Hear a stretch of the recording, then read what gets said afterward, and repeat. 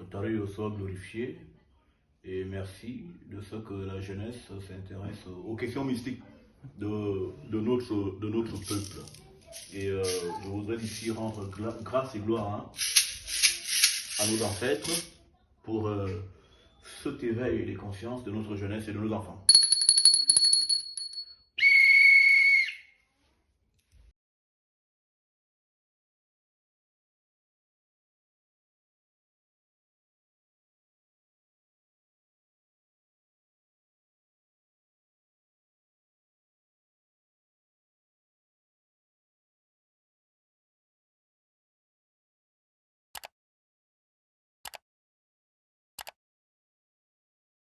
L'aura et l'aura a 7 corps.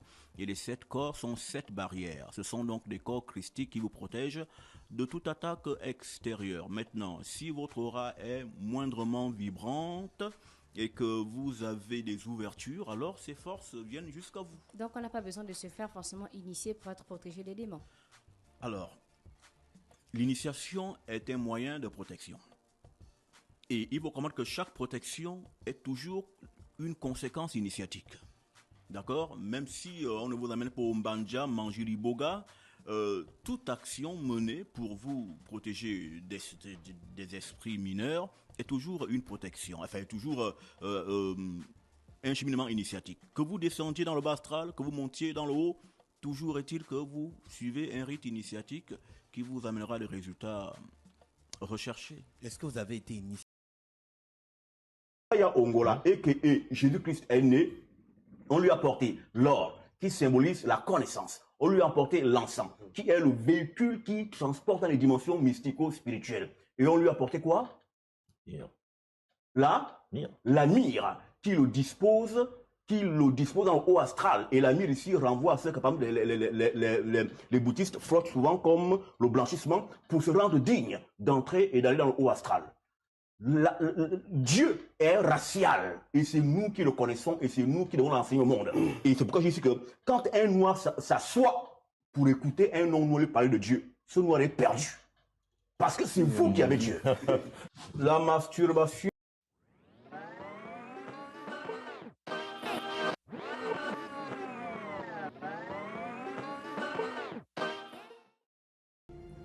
Ok, bon, la première question, c'est par rapport à votre phrase que vous dites souvent. Vous vous définissez comme Dokira Atamela, Israélite Bantou, virgule, les vrais juifs dans la Bible. Est-ce que vous pouvez expliquer Israélite Bantou, ensuite les vrais juifs dans la Bible, juste pour savoir à quoi ça correspond et en quoi on doit s'attacher pour comprendre cela. Comment on doit le comprendre, cette maxime-là? Que ta rue soit glorifiée et merci de ce que la jeunesse s'intéresse aux questions mystiques de notre peuple. Et je voudrais ici rendre grâce et gloire à nos ancêtres pour cet éveil des consciences de notre jeunesse et de nos enfants.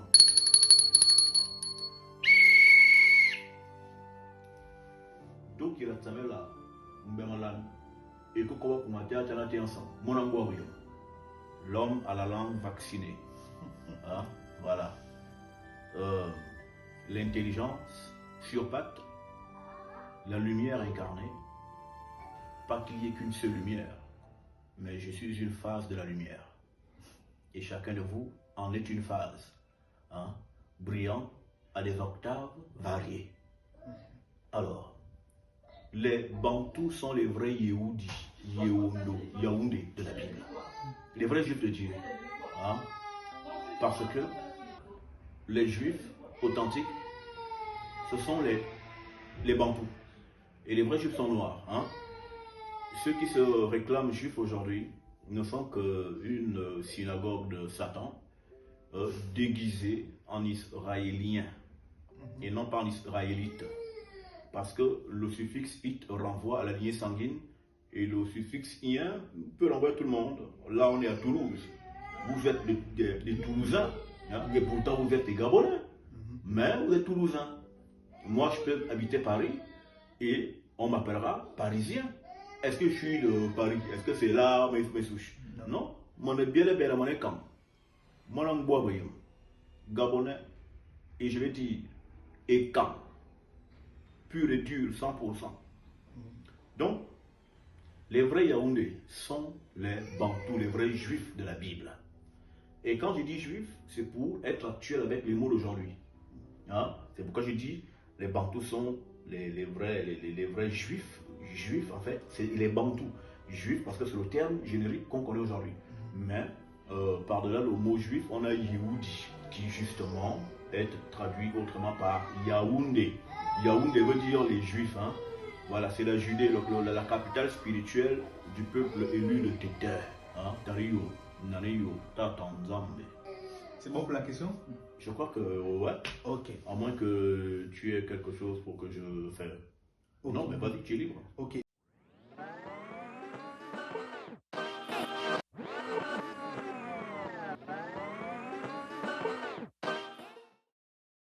C'est la deuxième question, c'est maintenant par rapport à la Bible. Parce que quelle est la base de la spiritualité africaine dans la Bible? Est-ce que en disant Israélite, Bantou, vrai juif de la Bible, ça veut dire qu'on doit se référer à la Bible? Quand je dis à la Bible, je sais bien par là qu'il y a beaucoup de connaissances spirituelles dans la Bible qui s'appliquent à chaque être humain. Mais est-ce qu'on doit croire à la résurrection de Christ? Est-ce qu'on doit s'intéresser à ça? Est-ce que c'est des sujets qui on doit s'appuyer? Par exemple, c'est-à-dire faire comme les chrétiens que nous avons aujourd'hui, par exemple, nous en tant qu'Africains. Alors, je l'avais déjà plusieurs fois instruit auprès de personnes qui se sont rapprochées de moi. J'ai souvent dit que la Bible n'est pas le livre des chrétiens. Hein? La Bible, c'est un ensemble de rouleaux que le christianisme a rassemblés pour orbiter autour d'eux afin de faire fonctionner sa religion. Okay. Les mêmes rouleaux que vous trouvez dans la Bible chrétienne, vous les retrouvez dans le Coran, vous les trouvez dans la Torah.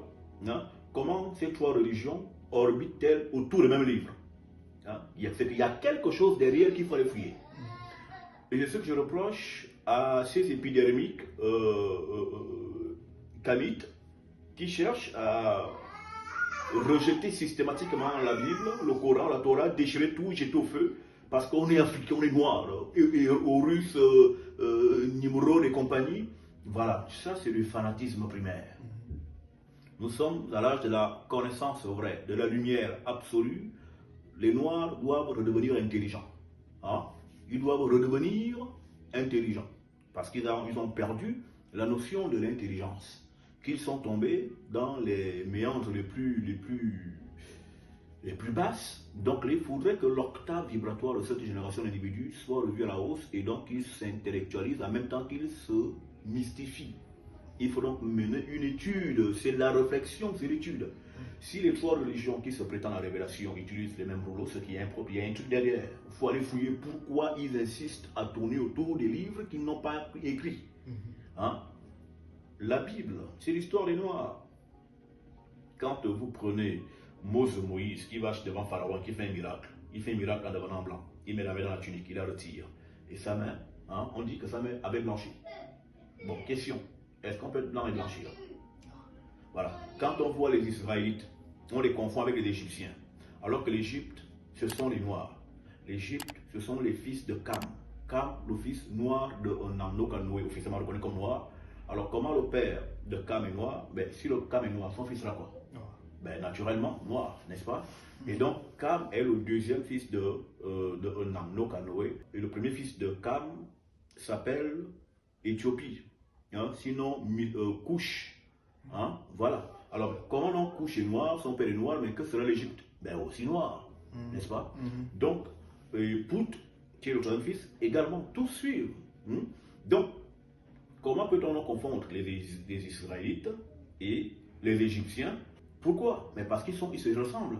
Comment le Christ, qui serait de souche israélienne, peut-il aller se cacher en Égypte, en pays des Noirs, pour qu'il se confonde avec la population? Est-ce que c'est possible? Vous me voyez moi en train d'aller me cacher, peut-être que quelqu'un me poursuit, je vais me cacher en Suède? Hein? Non. Quand même. Non. On va dire non, quand même. Ça fait une tête de nègre. Qu'est-ce que ça fait ici? Ici, un élément identifiable. Tout de suite, on me choque. Voilà, je ne suis pas caché. Mais si je tombe au Gabon, je tombe au Cameroun, je tombe à Guinée équatoriale, je tombe au Congo, ben ça va. Hein? Ni vu ni connu, je me fous. Donc quand le Christ va en Égypte, vous avez déjà là une information sur l'aspect colorial du Christ. Ouais. Hein? Que les chrétiens disent non, c'est les trucs qui sauvent, pas la couleur. Oui, mais le mensonge aussi perd. Bah, La couleur ne sauve pas, mais le mensonge père. perd. Ouais. Hein? Voilà. Il faut donc revenir sur l'aspect colorial du Christ, de l'écriture. Et dans l'écriture, il est décrit comme un négroïde, hein, de l'espèce à laquelle je suis issu. Voilà, ça c'est une chose. Donc l'autre chose est que la Bible, le Coran, la Torah, ce sont les histoires, les mêmes rouleaux, les mêmes livres, hein, qui renvoient aux mêmes acteurs, au même peuple. Alors même quand je reviendrai sur le Paul, quand Paul part en Europe, à Rome, on prend Paul pour un Égyptien. Or, on vient de décrire les Égyptiens il y a un instant, hein, qui sont les fils de Cam, et Cam est le père des Noirs, selon ce qu'on définit officiellement dans la religion chrétienne, bien que tous aient été de même espèce. Mais comment Cam, qui est noir, mais l'Égypte sera forcément comme son père. Hein? On compare Paul à un Camite, hein, à Rome. Donc Paul était de quelle espèce? Noir. Voilà, tout simplement. Voilà des choses basiques, hein, qui sont scripturaires, écrites, et il faut mener des études dessus. Et les Égyptiens et les Hébreux avaient les mêmes rites et les mêmes coutumes. C'est pourquoi, quand vous avez la confrontation en sorcellerie de Moussa Moïse avec les sorciers du pharaon, ils faisaient les mêmes miracles. Ils changeaient de l'eau en sang, ils appelaient les crapauds, ils faisaient tout pareil. Ils changeaient les bois en serpents, parce qu'ils avaient les mêmes lois mystiques. Parce que les Bantous ont été à l'école mystique des Égyptiens. Et notamment Moussa Moïse, il a fait 80 ans de magie égyptienne. C'était un haut magicien. Maintenant, que le chrétien qui n'est pas d'accord parte monter au 10e étage et qu'il saute. Hein? On le retrouvera quand nous-mêmes nous ascensionnerons. Hein? Mais Moïse était un magicien de haut rang. Isaiah Ongola et Jésus-Christ était un magicien et il avait en lui un esprit des eaux. C'est pourquoi il avait la maîtrise des eaux. Il changeait, son premier miracle, c'est de changer de l'eau en vin. Il marche sur les eaux, il fait tout avec de l'eau. Il calme la tempête parce que c'était un esprit des eaux. Et il annonçait l'âge de l'eau. Justement, quand les adeptes vont préparer la soirée du bal mystique où on devait le manger en sorcellerie, il dit, suivez celui qui a la cruche. Comme pour annoncer cet âge dans lequel nous sommes en train d'embrayer, c'est-à-dire l'âge du verseau, l'âge de la cruche d'eau. Donc, la Bible, c'est une affaire de nègres. Hein? Voilà. Et donc, il faudrait donc que des scientifiques sérieux se penchent dessus. Il ne faudrait pas faire du militantisme primaire en déchirant les rouleaux. Non, c'est pas ça. C'est pas ça la science. C'est pas ça le retour aux sources. Hein? Parce que la Bible est bouddhiste. La Bible est bouddhiste. On va arriver là-bas. Hein? On va arriver. Bon, maintenant, j'essaie d'enchaîner. Mais la Bible est bouddhiste. Vous avez les 24 vieillards dans l'Apocalypse, vous avez toutes ces choses qui sont décrites. La Bible est bouddhiste. La Bible est une jobi. Il y a des rites d'une jobi où il faut 12 initiés pour que le rite soit praticable. Mais à quoi servent les 12 disciples? À quoi servent les 12 portes de l'église dans l'Apocalypse? Hein? Voici à quoi servent les 12 tribus de Israël. Vous avez dans l'Écriture des signes, des lois, des codes qui renvoient à nos rites. Hein? Mais l'année biblique, David était un bouddhiste. Hein? Quand il jouait la sitar, c'était une sitar de quoi? C'est pas le bouddhiste qu'on joue la sitar. Il aime aussi le mongongo.